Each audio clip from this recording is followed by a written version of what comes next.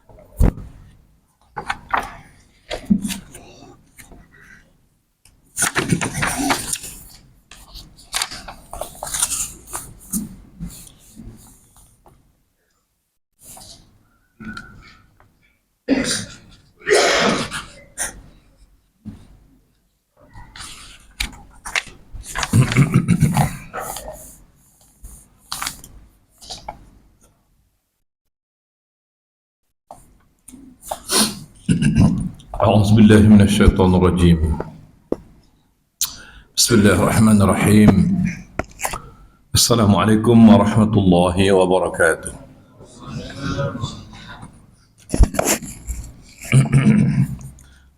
ببركة سورة الفاتحة. أعوذ بالله من الشيطان الرجيم. بسم الله الرحمن الرحيم. الحمد لله رب العالمين الرحمن الرحيم مالك يوم الدين إياك نعبد وإياك نستعين اهدنا الصراط المستقيم صراط الذين أنعمت عليهم غير المغضوب عليهم ولا الضالين آمين. أعوذ بالله من الشيطان الرجيم. بسم الله الرحمن الرحيم. الحمد لله رب العالمين حمدا يوافي نعمه ويكافئ مزيده. يا ربنا لك الحمد كما ينبغي لجلال وجهك الكريم وعظيم سلطانك. اللهم إنا نسألك خير هذا المجلس، مجلس العلم والتعليم بعد صلاة المغرب، أوله وآخره وما بعده، ونعوذ بك من شر هذا المجلس، أوله وآخره وما بعده، برحمتك يا أرحم الراحمين.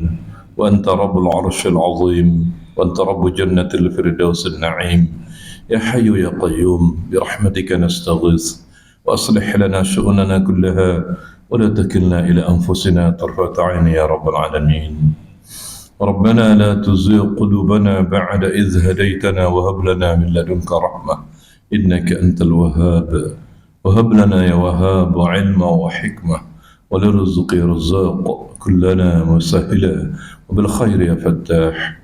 فافتح بالهدى وبالعلم يا عليم كلنا مفضلا، وبالعلم يا عليم كلنا مفضلا، وبالعلم يا عليم كلنا مفضلا. اللهم بارك لنا في شعبان وبلغنا رمضان برحمتك يا أرحم الراحمين. ربنا هب لنا من أزواجنا وذرياتنا قرة أعين واجعلنا للمتقين إماما. ربنا آمنا بما أنزلت واتبعنا الرسول فاكتبنا مع الشاهدين. ربنا ظلمنا أنفسنا وإن لم تغفر لنا وترحمنا لنكونن من الخاسرين. ربنا آتنا في الدنيا حسنة في الآخرة حسنة وقنا عذاب النار وادخلنا الجنة بغير حساب رحمتك يا أرحم الراحمين.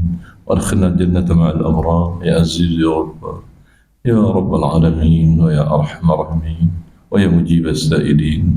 وصلى الله على سيدنا محمد وعلى آله وصحبه وبارك وسلم. الحمد لله رب العالمين. تقبل الله منكم. Alhamdulillah, yang saya hormati, saya muliakan Tuan pengurusi, Tuan pengurusi Tuan Haji Azmi dan Tuan Imam. Yang saya hormati semua barisan jawatan kuasa Surau Abu Bakar As-Siddiq, dan yang saya kasihi semua tuan-tuan dan puan-puan yang hadir pada malam ini dalam majlis ilmu ini, tuan-tuan guru, datuk-datuk, datin-datin, hadirin dan hadirat yang dirahmati Allah sekalian. Pertama-tamanya kita memanjatkan puji dan syukur kehadrat Allah SWT kerana kita dapat berjumpa lagi dalam iaitu sesi pengajian Sakaratul Maut ini dalam sekali sebulan insya-Allah ni dan salat dan salam kita sampaikan kepada baginda Rasulullah sallallahu alaihi wasallam. Untuk itu alhamdulillah pada malam ini sebagian kita telah pun memiliki kitab ni, dah menadah kitab alhamdulillah, dan yang selebihnya yang belum tu menadah telinga juga lagi tak apa, insya-Allah masuk telinga kanan, masuk terus ke dalam qalbu kita, qalbu dan minda kita insya-Allah. Jadi yang menadah kitab ni saya ucapkan tahniah kepada anda semua, tuan-tuan dan puan-puan, kerana kita menelusuri kitab ini nanti kita boleh jadikan satu saksi juga. Allah akan menjadikan saksi juga kitab ini.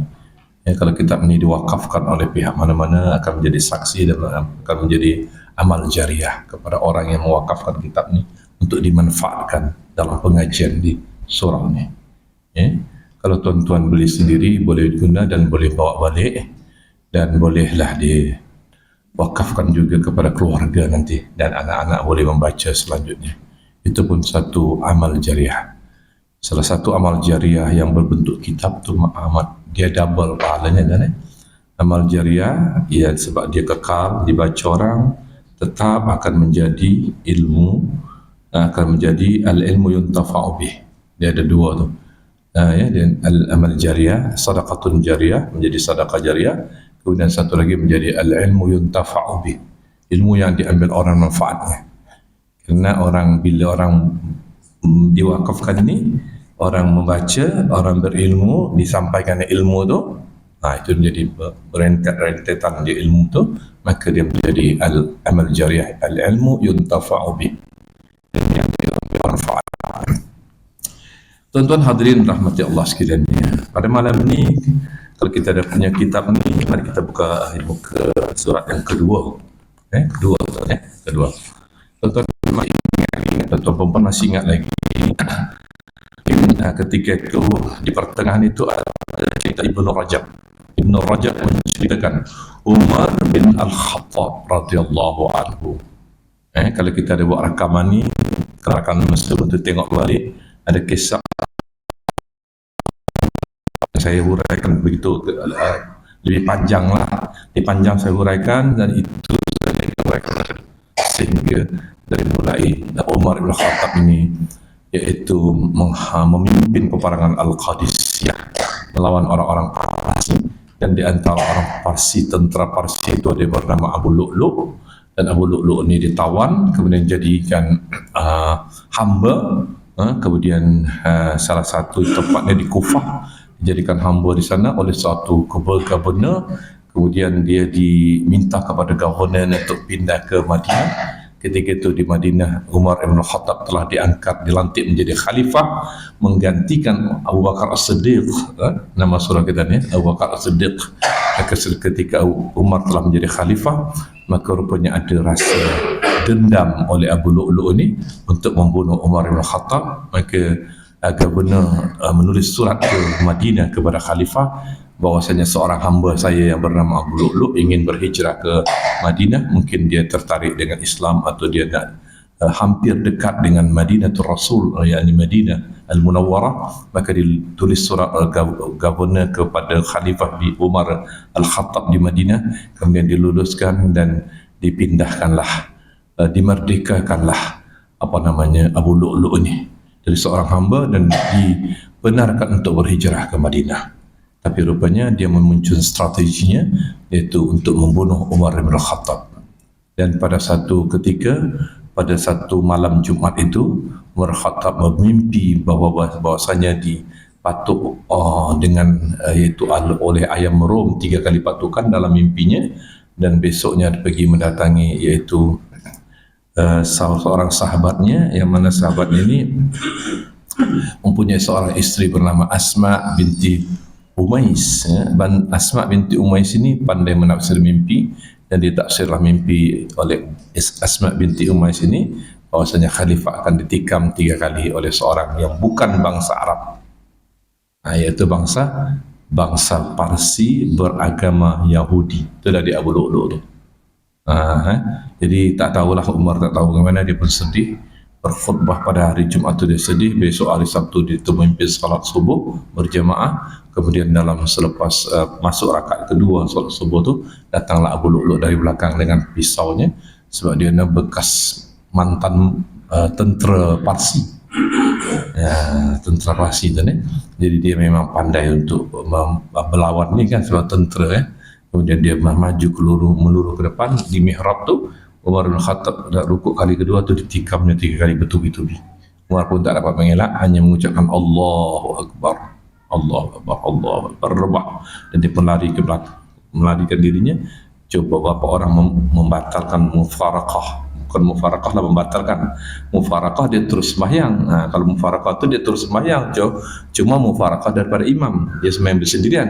Ini bukan sembahyang bersendirian pun, dia memang keluar dari jemaah tu, membatalkan solat untuk menangkap Abu Lu'lu' ni, tapi tak dapat tangkap. Kemudian Umar dibalut lukanya dan dibawa ke tepi. Kemudian di depan tu, di belakang tu adalah Abdurrahman Auf, sahabat Sayyidina Umar, sahabat Rasulullah juga. Sahabat Rasulullah itu Abdurrahman bin Auf maju ke depan menggantikan, meneruskan rakaat kedua sehingga selesai. Itu yang ceritanya. Kita teruskan sedikit masa itu, iaitu Umar dibawa ke rumahnya. Sampai di rumahnya datanglah beberapa orang sahabat menziarahinya, dan di antara yang menziarah itu yang boleh kita ambil iktibar ada seorang pemuda pakai jubahnya labuh sehingga menyapu lantai. Dia berjalan tu labuh sehingga mencecah lantai. Maka kata Umar, wahai saudaraku, wahai anak muda, janganlah engkau memakai jubah yang labuh ini, kerana ada dua keburukannya. Pertama, mungkin menjadikan engkau sombong, sebab orang-orang ini kalau lagi makin besar juga dia lagi rasa buka. Jadi kan, kadang-kadang dah ada baju di jubah tu, ada satu lagi ada jubah yang besar tu. Tapi kalau orang perempuan atau Islam kan, pakaian Islam yang biasa tu, pakai satu tudung ni, pakai lagi satu lagi membalut. Itu tak mengapa, itu membalut tubuh dia untuk tidak menampakkan bentuk tubuhnya. Tapi kalau lelaki tu kadang-kadang dia pakai satu lagi untuk menampak kegahannya tu kan. Kalau tidak berlebihan sampai ke lantai, tak mengapa, it's okay. Tapi kalau sampai ke lantai, Umar menegurnya. Itulah sifat Umar ni. Walau dalam keadaan sakit pun ada yang tak betul, dia tegur.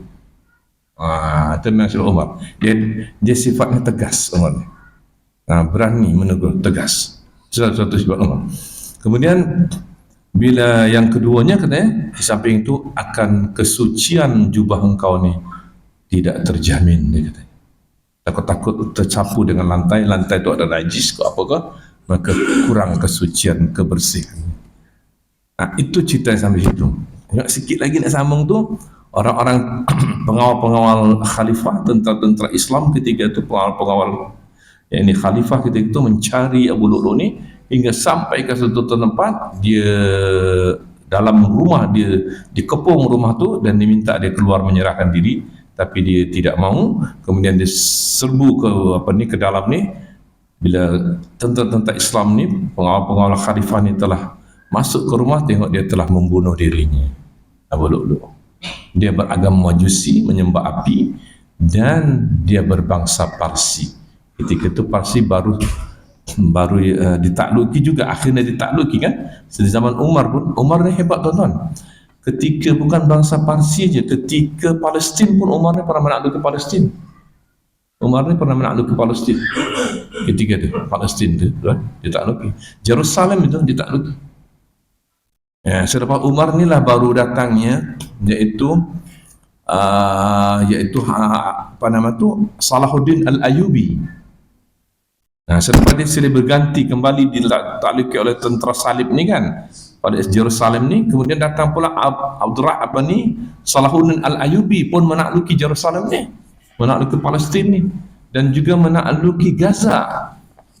Sebab Gaza ni rupanya dari zaman Salahuddin Al-Ayyubi lagi, mereka ini orang-orang Yahudi, tuan-tuan. Jadi sekarang dia ada 3 situ, yang orang Islam, kita orang Islam tu, ada orang Yahudi Palestin, Yahudi Israel tu, dan ada tentera salib Kristian. Jadi ada 3 situ kan. Yang paling jahat ni masa sejarah di zaman Salahuddin Al-Ayyubi adalah orang Yahudi ni. Seorang Yahudi ni, ini kan tuan ya, orang Yahudi ni dia bukan hanya sekadar berperang. Kalau orang salib ni berperang jugalah, berperang dan membunuh dalam peperangan. Tapi orang Yahudi ni ketika itu memang nak menghapuskan orang-orang Islam di Palestin dan untuk mendapatkan Gaza tu sebagai satu ibu negerinya nanti, dan juga Baitul Maqdis itu, dan apa nama itu, ini Masjidil Aqsa tu. So mengikut ajaran mereka, di bawah itulah tapak kerajaan Nabi Sulaiman dulunya. Nama Nabi Sulaiman adalah keturunan Bani Israel. Nabi Ismail ini kalau ikut ke atas tu, Nabi Sulaiman, Nabi Daud, Nabi Musa, sampai kepada nanti Nabi Yaqub tu. Asal usulnya Bani Israel tu dari Nabi Yaqub. Nabi Yaqub ni ada dua orang isteri, satu Siti Sarah, satu Siti Hajar. Siti Sarah ni, ni yang dari sini keturunan, iaitu Bani Israel. Yang Hajar ni Bani Ismail.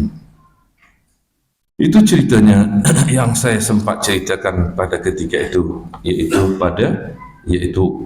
cerita Ka'ab menjawab. Jadi secara terpincinya apa nama itu, Ibnu Rajab menceritakan iaitu kisah Umar Ibn Al-Khattab. Jadi tadi penutupnya tadi, Umar Ibn Al-Khattab tadi sakit dan akhirnya meninggal dunia. Dan Abu Lu'lu' ni dianya membunuh diri, tapi orang-orang apa nama itu Syiah yang memang ekstrim sangat ni, dia menyanjung keberanian Abu Lu'lu' ni tak membunuh Umar Ibn Khattab. Jadi siapa-siapa yang membunuh Umar, dan mereka dia tak suka orang ni, orang Syiah ni, apalagi yang isteri, dia tidak suka Umar, tak suka Abu Bakar. Yang dia sukanya, mensanjungnya adalah Ali bin Abi Talib. Dan baik, jadi itu tu, kalau tuan-tuan pergi ke Kashan tu, di Iran tu ada satu duplikat kubur Abu Lu'lu', yang mana duplikatnya, jasadnya tak ada situ, jasadnya di Madinah. Lepas ditangkap bunuh diri itu dikuburkan di, iaitu kuburan yang bukan Islam di Madinah. Tapi ada satu kuburan duplikat di Kashan di Iran tu, disanjung oleh orang ekstrim Syiah. Kita sampai di situ ceritanya. Mari kita teruskan kitab kita ni. Boleh kita tadah kita ni? Boleh tuan ya? Boleh, baik. Ka'ab menjawab, okey, wahai Amirul Mukminin, perumpamaan kematian itu bagaikan seorang lelaki yang dipukul dengan sebatang pokok bidara atau pokok talha. Sebuah pokok yang penuh dengan duri tajam, setiap duri masuk dan menusuk setiap urat saraf. Sebaik saja pokok itu ditarik dengan kuat, maka setiap duri yang melekat pada urat saraf tersebut ikut tercabut bersamaan dengannya. Ini barangkali yang lalu tu saya sudah jelaskan juga barangkali iaitu pokok talha ni, dia batang, satu batang, durinya tu besar-besar dan bengkok-bengkok. Kalau satu batang tu dipukulkan ke badan orang tanpa pakaian, maka masuklah duri-duri itu, dan bila direntak, tercabutlah urat-urat yang melekat di duri itu. Bila dia masuk, tak bengkok jadi kan, dia tercabut urat-urat dan daging itu sekali. Itulah perumpamaan kematian, kesakitan kematian. Sakratul maut ni nama sedap, sakratul maut. Malaikat maut tak berapa sedap kan. Malaikat maut, semua tak suka malaikat maut kan. Tapi sakratul maut pun, sakratul maut tu apa maksudnya tuan-tuan? Sakrat tu tuan-tuan, maksudnya bukannya senang-senang tu sakrat. Sakrat tu maknanya sakit. Sakar tu sakit macam sakit pingsan. Sakarat sakit. Maut kematian. Jadi maknanya sakaratul maut tu sakit ketika kematian. Cumanya kalau dilihat daripada ni, kita sadar orang yang beriman, malaikat maut ni, ulama menyatakan termasuk Abu Lais As-Samarqandi. Kemudian di antara juga ulama-ulama ahli sunnah wal jamaah mengatakan bahawa kalau orang yang saleh, beriman, bertakwa, saleh orangnya, dia cabut dengan ihsan, dengan lembut malaikatnya. Tapi sakit juga, sakit juga. Kalau orang yang kafir ataupun yang penuh dengan kemungkaran, keingkaran kepada perintah Allah, maka dia rentak dengan kuat. Itulah makanya ada orang mati meninggal macam terbeliak-beliak matanya, macam terperanjat. Ada orang meninggal itu dengan senyuman, dengan wajahnya begitu nampak bersih dan tenang.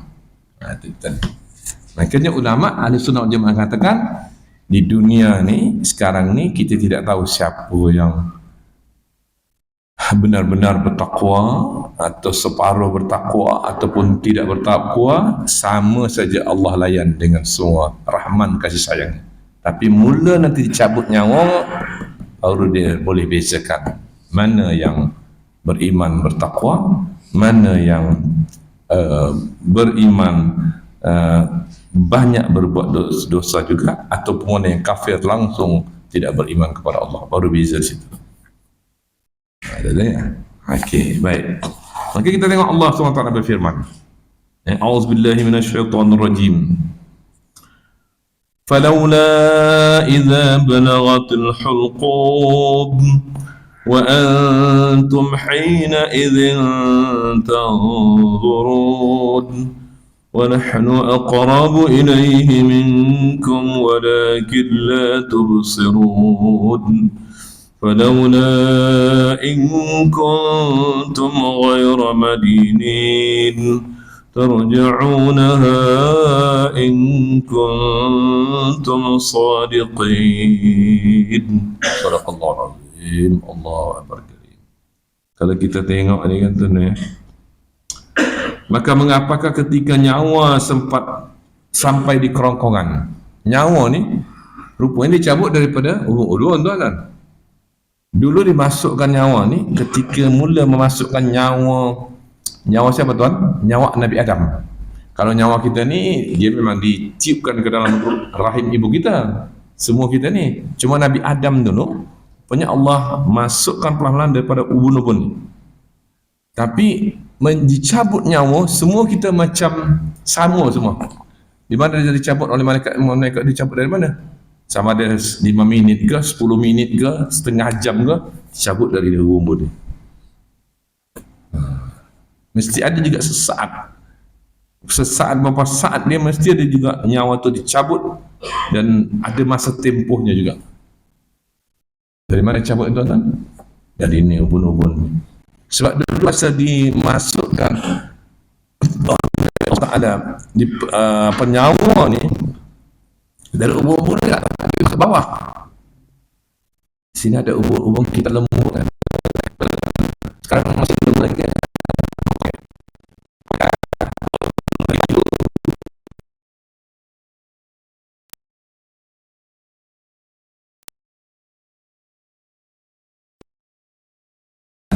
Itu tempat tandanya nyawa nanti akan dicatarik daripada situ tu. Tapi malaikat maut koreh ke tak koreh ke boleh cabutnya, tak masalah kan. Dia bukan yang macam ini keras sangat ni tak boleh ni, tak ada, semuanya mudah bagi dia. Tariknya cuma nak menyatakan. Itulah ubun-ubun tu, tengok masa bayi lembut je kan. Itulah dia, lubang ubun-ubun. Tuan-tuan. Jadi bila ditiupkan daripada masa Nabi Adam dulu, daripada ubun-ubun tu, pelan-pelan. Macamlah juga sekarang nanti malaikat Israel akan menarik, itu ada tempoh masanya. Cuma tak tahulah tempoh masanya itu terpulang kepada amal-amal salih orang tu. Kalau orang kafir, orang yang banyak pun dengan dosa, rentak dengan kasar. Kalau orang saleh, beriman, bertakwa, lembut. Sebab malaikat ni, dia suka orang beriman, bertakwa. Sebab dia tak suka pada orang yang engkar, dan dia tak suka pada orang yang kafir. Dia ada begitu sifat dia. Sebab dia memang dia tak ada nafsu. Dia patuhnya kepada Allah tu tak berbelah bagi. Jadi kalau tengok orang yang kafir ni, dia tak suka dia. Kalau rumah tu rumah orang banyak maksiat, dia tak masuk. Kalau rumah tu ada patung-patung yang dimuliakan, dia tak akan masuk. Tapi kalau rumah tu ada tengok tengah malam, waktu sunyi, orang membaca Al-Quran, dia masuk, dia naungi, dia doakan orang tu. Tuan-tuan nak dimasuki malaikat ke tidak pun rumah? Nak kan? Takkan kita nak masuk, syaitan nak masuk kan? Dia ganggunya kita. Syaitan. Tapi malaikat ni suka masuk ke rumah yang, iaitu yang orang di rumah tu orang-orang yang baik. Itu makanya di rumah Rasulullah tu ada tak apa, tiang Jibril. Selalu Jibril masuk dari situ, tiang tu. Tuan-tuan pergi Makkah, tuan-tuan haji yang dah pergi Makkah ni, tuan-tuan perasan kan, bila kita masuk Raudah ada mihrab. Di belakang mihrab itu ada tiang Siti Aisyah. Di sebelah kanannya ada tiang Abu Lubabah. Abu Lubabah ni namanya Abu Lubabah, tapi tiang juga namakan tiang At-Taubah. Sebab di situ dulu ada seorang sahabat Rasul, dia terbuat dosa, sahabat Rasul ni kan, maka dia bertaubat kepada Allah dengan mengikat badannya di tiang tu. Hanya dia buka daripada situ apabila untuk salat dan untuk taharah, membersihkan badannya, istinja dan taharah. Kemudian dia ikat, lepas salat dia ikat balik. Mengapa dia buat begitu? Sebab dia kata, saya akan meneruskan badan saya diikat di tiang ini sehingga Allah mengampunkan dosa saya. Sehingga Allah memaklumkan kepada Rasulnya bahwasanya rasa saya diampunkan oleh Allah. Sampai 11 ke 12 hari juga dia tiap situ. Dan pada ketika di penghujung hari ke-12 tu, Allah memaklumkan kepada Rasulullah bahawa dosa Abu Lubabah diampunkan oleh Allah. Maka Rasulullah memaklumkan kepada Abu Lubabah, kemudian baru dibukanya, dia tak mengikat lagi badannya di tiang itu. Akhirnya tiang itu dikatakan tiang At-Taubah atau tiang Abu Lubabah namanya. Tuan-tuan. Kemudian itu sebelah kanan, sebelah ke kiri itu ada beberapa tiang. Di antara tiang iaitu sarir. Tiang sarir. Tiang sarir ni kalau dilihat daripada kisah sejarahnya, katanya kadang-kadang Rasulullah akan menunggu waktu subuh, dia akan bersandar di situ macam dia berehat. Sarir ni sebenarnya maknanya katil. Jadi macam katil lah. Bukanlah katil betul-betul katil, tiang bersandar aja. Kadang-kadang Rasulullah pun bersandar menupang dagunya, dikata dalam sejarah tu begini, menunggu waktu subuh selepas qiyamul lail. Kemudian bila datang waktu azan tu, maka Bilal bin Rabah menyatakan, ya Rasulullah, telah sampai waktu subuh, fajar telah naik. Maka Rasulullah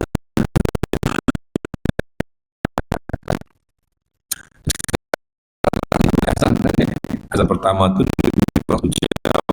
yang sadiq itu akan menyatakan kepada kita, saya bersedia-sedia lah.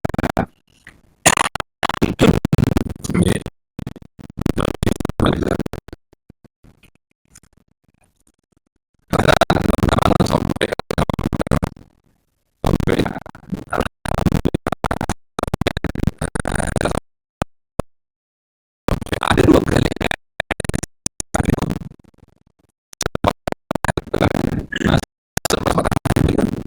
sebab tahiyatul masjid, kalau tak dapat kalau dapat tawaf di mataf tu, tawaf tu sebagai tahiyatul bait, pengganti sunat 2 rakaat tu. Tapi kalau tak dapat mampu dan tak boleh kita masuk ke tawaf itu, sama ada bawah ke atas, begitu waktunya sempit, subuh nak masuk ataupun juga padat, kita boleh saja menggantikan dengan 2 rakaat tahiyatul masjid. Tapi kalau baik dapat tawaf sunat namanya, tawaf tahiyatul bait, itu lebih afdal lagi daripada salat 2 rakaat. Nah, itu keistimewaan Masjidil Haram. Satu lagi keistimewaan Masjidil Haram ni, dia tidak ada waktu larangan. Kalau waktu subuh kita nak salat sunat, silakan. Kalau di tempat-tempat kita selainnya segini, selepas salat subuh tak ada salat sunat. Kalau tatu wazawal, ketika matahari di tengah-tengah tu, tengah-tengah kepala tu kan tak boleh salat subuh, tak boleh salat sunat. Masjidil Haram tak ada tu larangan. Ketika inda ghurubis syams, ketika matahari sedang terbenam, kita tak boleh salat sunat. Selepas asar pun tak ada salat sunat. Ya, tak maksud saya tak ada ba'diyatan, tak ada. Tapi di Masjidil Haram boleh salat sunat. Itu satu kelebihan Masjidil Haram tu. Tiada waktu larangan di Masjidil Haram. Jadi tuan-tuan, astagfirullahalazim. Jadi untuk itulah kita datang ke umrah dan haji itu. Selalunya azan pertama, alhamdulillah, sempat kadang-kadang ada azan pertama orang dah berada di Masjidil Haram dah. Salat subuh, salat tahiyatul salat tahajud, salat hajat, semua banyak peluang-peluang kan tuan banyak. Kemudian cumanya masa selepas azan pertama tu jangan salat sunat qabliyah dulu, belum ada masuk qabliyah lagi tu. Qabliyah masuk selepas azan yang betul-betul yang subuh tu masuk. Itu qabliyah, Jadi apa yang dikatakan di sini ni tuan-tuan, bahwasanya ketika nyawa itu atau kesakitan itu sampai di kerongkongan, maka kata Allah, kamu melihat orang-orang yang meninggal tu, orang-orang yang dalam kematian tu, tengok macam mana. Ada yang bunyi kan, gara-gara tu kan, gara-gara tu, gara-gara tu kan, berbunyi tu kan, itu namanya gara-gara, berbunyi sebab dah sampai sini. Sebagaimana ditiupkan semasa Nabi Adam dulu dari atas ni kan ke bawah, tapi bila tarik nanti dari atas ni tarik dari bawah tu tarik ke atas. Kalau tuan-tuan tengok orang-orang yang sedang sedang meninggal dunia, akan meninggal dunia itu mesti dia nafas itu dah sempit, macam sempit. Itu dah tanda-tanda dekat tu zaman. Sebab dia menafas tu, kata Rasulullah, dia sempit. Kemudian dada ni dia macam dihempak benda berat. Maka dia begitu satu-satu itu. Kalau kita pakai oksigen pun dia bunyi, dengar bunyi itu. Dengar bunyi nafasnya tu. Baik. Bila sampai di kerongkongan itu, tuan-tuan, adakah kita yang melihatnya, Allah mencabar kita, adakah kamu boleh menahan nyawa tu? Kata Allah, siapa yang boleh menahan nyawa di sini, di kampung ni ada pakar menahan nyawa, ada tak? Kalau ada, saya nanti akan maklumkan ke Seremban sana. Ada seorang hamba Allah dari jemaah surah Abu Bakar As-Siddiq, pakar menahan nyawa. Kebetulan besok ada nak meninggal, anak yang paling dicit, dikasih comel-comel kan, besok memang kena panggil lah tuan. Tolong tahan nyawa anak yang saya sayang ini, kalau boleh lah. Kalau boleh, memang itu kerja tuan tu banyak satu Malaysia tu dia akan dipanggil tuan. Kaya raya tuan. Satu kali menahan nyawa RM1,000. Bukan main-main tu, bukan nyawa ni, nyawa tuan. Anak yang comel-comel ini, isteri baru berkahwin, baru sayang menyayangi dia ni, dia nak meninggal dunia. Suami tempat bersandar isteri, nanti meninggal dunia. Memanglah 1,000 pun jadilah, 2,000 pun tak apa. Satu hari 5 orang, 5 kali 2,000, 10,000 sebulan. Lebih hebat daripada manager bank tu kaji tu. Okey, dia menahan nyawa katanya. Kemudian wa nahnu aqrabu ilaihi minkum walakin la tubsirun. Tapi sebenarnya kata Allah, kami ni lebih hampir lagi dengan hamba aku tu. Aku lebih hampir dengan hamba tu. Aku tahu di mana detik saatnya dia akan meninggalkan dunia ni. Aku lebih dekat daripada urat leher hamba aku tu. Aqrabu ilaihi minkum walakin la tubsirun. Tapi kamu tak tahu, kamu tak melihat tu semua. Ada orang kadang-kadang nyawa sakratnya panjang kan tuan. Kita fikir pagi ni meninggal lah dah, nazak betul ni, sampai tengah hari belum lagi meninggal. Lepas tu apa sikitnya macam berkurang sikit apa tu dia kata kan nazak tu. Lepas tu tahu tak jadi. Lepas tu sampai ke malam bangkit lagi nazak tu. Ada yang nazaknya tu kadang-kadang tuan-tuan 1 jam, 2 jam habis. Kata ulama mengatakan ini, katanya kalau biasa nazaknya sebelum subuh, yang nazak tu yang satu-satu nafas tu. Sebelum subuh, biasanya katanya selepas matahari terbit meninggal. Itu yang biasalah. Kalau selepas matahari terbit itu nazak yang datang, biasanya selepas zuhur meninggal. Kalau nazak itu datang selepas zuhur, biasanya mendekati menjelang atau selepas maghrib meninggal. Kalau nazak yang datang selepas maghrib, biasanya sebelum yaitu subuh dah meninggal dunia. Ataupun menjelang subuh namanya. Itu tuan-tuan. Ataupun itu selewat-lewatnya tu. Ada lagi sebelum itu lagi 1 jam dah meninggal lah. Nazak tu. Ada juga. Ada dia lebih sikit 1 jam. Ada sikitnya lebih kurang setengah jam pun ada. Itulah tu. Kan ada saya pernah cerita tak tuan-tuan, tapi saya tak sebut ni masjid mana. Masjid ni masjid tu kita macam ni lah. Kuliah maghrib, saya kuliah maghrib. Lepas kuliah maghrib kita minum, ada minum juga masjid macam kita dah minum kan. Masa minum tu dia termasuk AJK masjid. Kita minta maaf, saya tak sedap badan, saya minta diri dulu kepada ini kan, kepada pengurusi dan juga pada penceramah. Ayalah katanya, dia pun bagi tak sempat minum pun dia. Sedangkan kita minum, tuan-tuan, datang anak ada rumah, tak jauh rumah daripada masjid tu lah.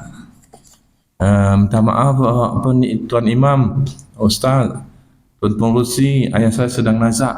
Wah, nazak tuan. Baru setengah jam nazak dah. Kita pun bergegas lah minum, habiskan minuman ni. Kita nak ziarah lah, ziarah orang sakit, ziarah orang nazak. Begitu habis minum, kita nak pergi tolak rumahnya, datang anaknya lagi. Minta maaf Tuan Imam, Tuan Penceramah, Tuan Pengurusi, ayah saya dah inna lillahi wa inna ilaihi raji'un. Ada saya dah tak ada. Maknanya nazaknya setengah jam je. Lebih kurang setengah jam je. Tapi kalau setengah jam, bukan soal lama cepatnya nazak anda tuan. Yang pentingnya sebelum habis nyawa tu, boleh tak dia dapat, tak dia sempat, tak dia melafazkan La ilaha illallah. Kalau dapat dan matinya tidak begitu menyakitkan, dapat itu tanda orang baik itu sebenarnya. Yang penting dapat melafazkan la ilaha illallah tu. Kalau tertahan-tahan sampai gini, saat tak lepas-lepas sampai menderita, macam Al-Qamah di zaman Rasulullah, mesti ada satu dosa besar yang menghalang dari itu. Sebab Al-Qamah orang derhaka kepada ibunya, mengguris menyakitkan hati ibunya. Hati-hati jugalah kita nak meninggal dunia ni. Sebab sakit sangat rupanya. Sebab itu maka Rasulullah menyuruh sahabat untuk mengumpul kayu bakar, untuk dibakar jasad Al-Qamah ni. Sebab dibakar tu supaya dia terlepas dari siksa tu. Siksa yang nyawa tak lepas di sini tu. Macam sayap-sayap leher tu. Sakit. Tuan. Itu ceritanya hulqum. Ya, hulqum. Maknanya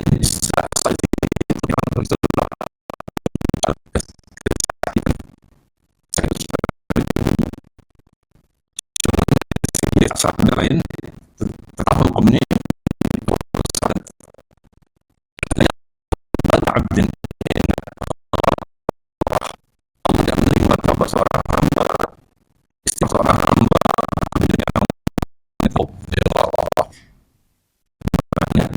kalau kita sedang sakit banyak kata istighfar.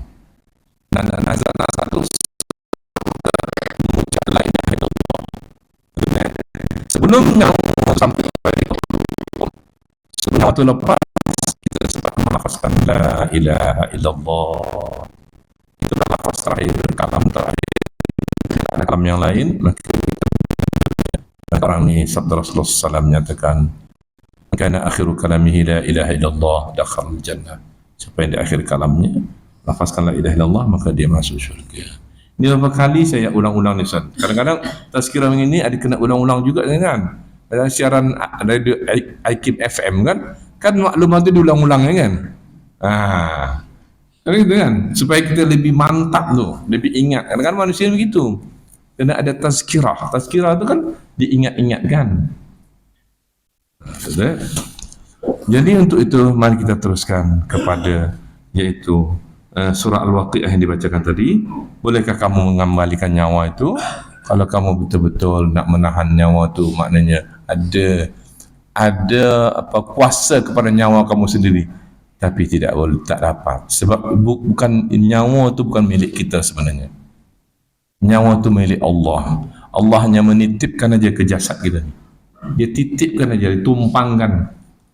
Yang mana Allah mengambil janji kepada nyawa tu, alastu bi rabbikum qalu bala syahidna. Selepas Allah yang Adam ditiupkanlah dari anak, tapi yang kita semua-semua ni dalam rahim lah, ditiupkan Allah ke dalam rahim ibu kita masing-masing kan. Tapi diambil janji, adakah kamu ini aku Tuhan engkau? Engkau patuh taat kepadaku sepanjang engkau berada dalam jasad ni, sebelum ditarik oleh engkau, dikeluarkan daripada, nanti aku perintahkan malaikat ke mengeluarkan engkau, macam tu. Adakah engkau akan patuh beribadah, taat beribadah kepadaku? Semua roh kita ni menjawab, qalu bala syahidna. Ya Tuhan, aku adalah patuh kepada engkau, aku saksi engkau lah Tuhan yang aku sembah, yang aku taati. Jadi ni mikirnya tuan-tuan, lepas sampai saatnya itu yang ditentukan oleh Allah, iaitu daripada rahim itu 9 bulan lebih kurang kan, kemudian menjadi bayi naik kepada kanak-kanak menjadi mumayyiz kepada baligh, dari baligh mula ditaklif, diambil tanggungjawab dosa dan pahala, sehingga sampai kepada remaja kepada dewasa kepada tua, kan tua lah tu kan. Walaupun kita kadang-kadang orang tak nak suka dikata tua, orang tua, alah bukan orang tua, orang lama, sama je. Orang tua ke orang lama ke sama juga, memang ada tua pun kan. Dia kata orang lama, okey lah, tak apalah. Kalau yang tak suka lagi orang pikun tak suka, tak apalah, orang uzur lah kata kan, orang dah uzur, tak apalah. Tapi semua tu akan kita lalui, semua tu, dan akhirnya inna lillahi wa inna ilaihi raji'un. Dan ketika itu katakan dalam surah ini, maka sampai saatnya kamu akan diminta pertanggungjawaban. Pertanggungjawaban pertama di mana tuan? Dalam kubur. Datang malaikatku, 2 malaikat Munkar dan Nakir akan menyoal kamu. Betulkah kamu menyembah Allah, siapa Tuhanmu selama kamu hidup di dunia? Aku beri kamu hidup, nyawa ni ruh dia lah, aku beri kamu di dunia ni hidup di jalan jasad yang ku janin naik pada bayi, kanak-kanak semua tu kamu berdiam di situ, kamu ada akal, diberi hati, diberi nafsu. Adakah kamu patuh kepada kau wahai roh? Siapa Tuhanmu? Man rabbuka? Maka dia kata, kalau yang roh tu memang taat beribadah, dia dah senang kan, kata Allahu Rabbi. Sebab hari-hari saat saya mengingati Allah, saya menyembah Allah, dah tentu dia tahu kan tadi. Tapi kalau tak sembahyang, tak menyembah Allah, tak ingat Allah, dia kata apa? Lastu adri, aku tak tahu. Lastu adri, la adri, saya tak tahu. Itu yang disiksa oleh malaikat lah. Jadi yang keduanya kita katakan waman nabiyyuka, siapa nabi engkau? Kemudian apa nama tu wama imamuka, siapa imam ikutan kau, panduan kau? Al-Quran. So dia dipandu dengan Al-Quran. Dan waman ikhwanuka, siapa saudara-saudara engkau? Ya Allah kamu menjalinkan hubungan silaturahim. Al-muslimun wal muslimat. Dia tahu lah, sebab dia memang bergaul dengan orang-orang Islam, menjalin satu jamaah surau, jamaah ini kerjasama, membina, meningkatkan di'ilai kalimatillah, meningkatkan nama Allah dalam surau ni kan tu ni. Kita menyebarkan atau meningkatkan syiar Islam, syiar ibadah, rumah ibadah. Itu dia tahu lah, betul, alhamdulillah. Itu makanya dalam surau ni, jauhkanlah diri kita dalam berpecah belah. Sebab kita akan ditanya nanti oleh malaikat, siapa saudara-saudara kamu? Perkara kecil-kecil tu jangan dibesar-besarkan. Yang besar-besar tu kecil-kecilkan aja, maafkan aja. Itu kan? Dan yang kecil-kecil tu habiskan, padamkan. Dan besar sekarang pun tak payahlah bisa maafkan. Surah Rasulullah kata rahimallahu rajulan sam'an. Allah memang mengasihi orang memaafkan. Yang lebih terutama orang memohon maaf lebih dulu tu. Dia datang kan, saya mohon maaf tuan, saudara apa, saya bersalah, saya tak sengaja, saya tersilap, maka saya maafkanlah saya atas kesilapan saya selama ni. Memang orang tu, tak ada apa dah, saya pun begitu juga. Saya pun begitu kan. Biar apa tu jalin, jangan lagi dendam-dendam kan. Tu jalin itu, ikhlas. Ya, ada. Pasal membenarkan, mendamaikan dua orang yang berselisih ni, kita boleh berbohong. A dan B berselisih, kita boleh pergi A. Saya ni mewakili itu fulan tu, sahabat kita tu yang si B lah kan. Dia mewakili dia kata dia mohon maaf atas kesilapannya, kesalahannya. Dia inginlah untuk berbaik, dan selama ni kesilapan tu dia mohon maaf lah kepada tolonglah maafkan dia katanya. Bagi pula kepada yang satu lagi tu begitu juga, walaupun tak ada kan, berbohong untuk mendamaikan dua orang boleh. Cuma ada kata orang bohong sunat. Apa bondo yang bohong sunat ni? Dia kata bohong kepada isteri pertama. Pasal apa? Pasal ada nak kahwin lagi, nak buka cawangan isteri kedua. Itu tadang kepada isteri pertama, abang ni minggu ni memang penuh dengan mesyuarat ni, hujung minggu ni penuh ni, sebulan ni mesyuarat apa bang? Mesyuarat tergempar je dia, rupanya buka cawangan tergempar kan. Sebab ada terjadi. Saya ni kadang-kadang, yalah tuan-tuan, sebenarnya tak perlu bohong ni. Saya dengar kan, dia orang perempuan ni kan tahu juga kalau bohong. Ada satu sahabat saya itu, alhamdulillah, tapi lama-lama dia pun menyesal aku bohong-bohong sebenarnya. Lama-lama tahu juga ni. Kesat masyarakat gempar, masa tergempar. Kali dia hantar anak sulungnya isteri ni, dia tengok ayah kamu tu asyik masyarakat tergempar je, cuba buat siasatan sikit. Anak dah besar, anak pertama, buat siasatan, pandai lah dia. Rupanya Allah berjumpa, berdating, kan, contohlah kan. Dan rupanya akhirnya rupanya dia berkahwin, bukan dia berdating, dah berkahwin rupanya. Dia suami isteri. Tengok-tengok dah ada anak dah pula satu. Ya Allah. Selama ni saat tergempar tu rupanya dah begitu banyak tergemparnya. Dan anak yang itu sudah bayi dah. Atau anak apanya ni kata bagi tahu uminya pertama ni, sah lama, apa yang sahnya, ayah dah ni dah apa lagi dah, saya ni saya dah ada adik lagi lah mak. Adik mana? Adik yang itulah, adik pasal nombor 2 tu. Itu dah dia. Tuan-tuan hadirin dan rahmati Allah sekalian, maka kita habiskan ni satu muka surat ni, harapan begitu dah ya, harapan kita begitu dah ya. Maka dikatakan dalam firman Allah SWT surah Ar-Rahman, kullu man 'alaiha fan wa yabqa wajhu rabbika dzul jalali wal ikram. Semua yang ada di bumi akan binasa, akan tetapinya yang kekalnya dan tetap kekal zat Tuhanmu yang mempunyai kebesaran dan kemuliaan. Jadi Allah kekal, cumanya ada last sekali dimatikan oleh Allah.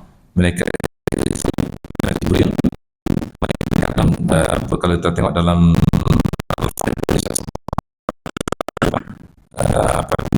dia mengatakan bahawa ada yang mengatakan bahawa malaikat Jibril, malaikat Israel, malaikat Israfil, akhir semua dah mati ni, mereka ini akan akhirnya matikan juga oleh Allah. Jadi di atas itu kullu man 'alaiha fan wa yabqa wajhu rabbika dzul jalali wal ikram. Semua yang ada di bumi dan tetap kekal Tuhan. Apa sebab Allah kata yang kebesaran di atas sana ada arasy. Ada arasy Allah. Itu sebab tanda kebesaran Allah.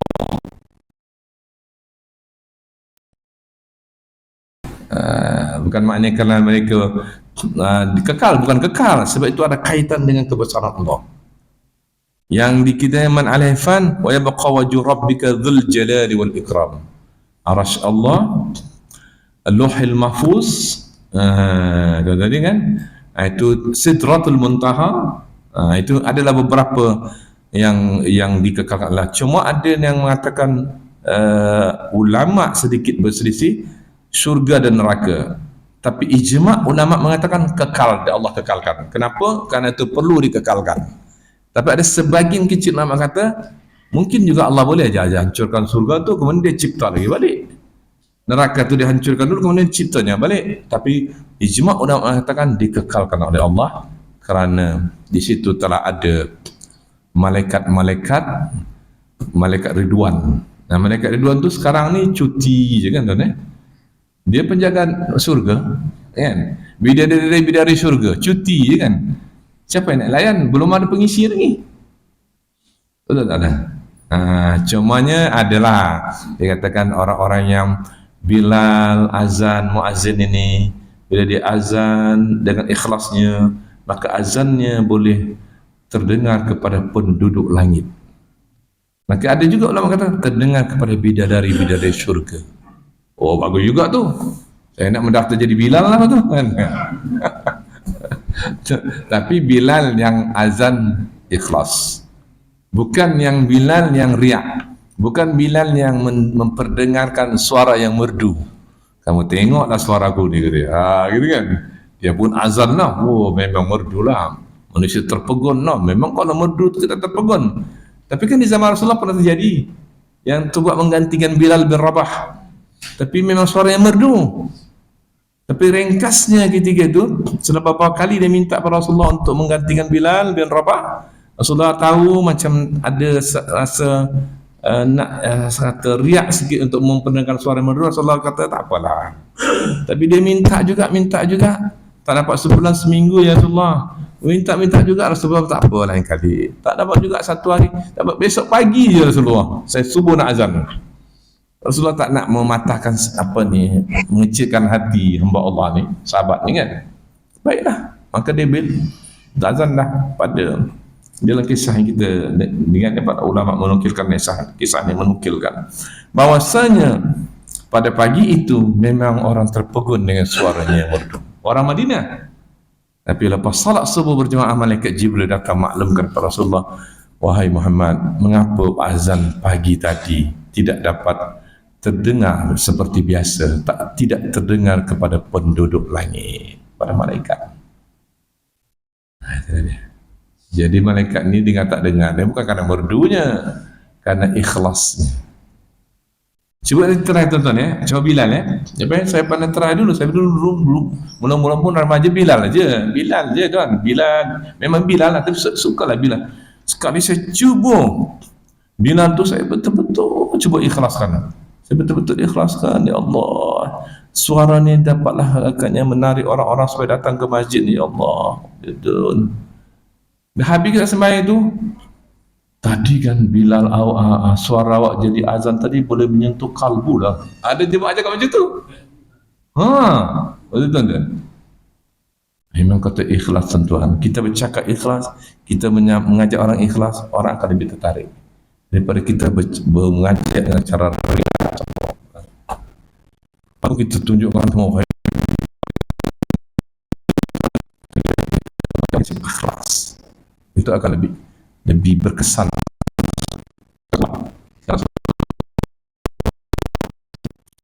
Hadir nama Allah sirnya, saya tak boleh lama-lama. Kita nanti ada tentu tuan-tuan ada hajat-hajat lain lagi ni. Ini cuci-cuci sekolah ni. Mungkin ada hajat di rumah kan, lama-lama. Besok bagi tahu pengurusi. Bagi tahu lah ustaz tu, jangan lama-lama.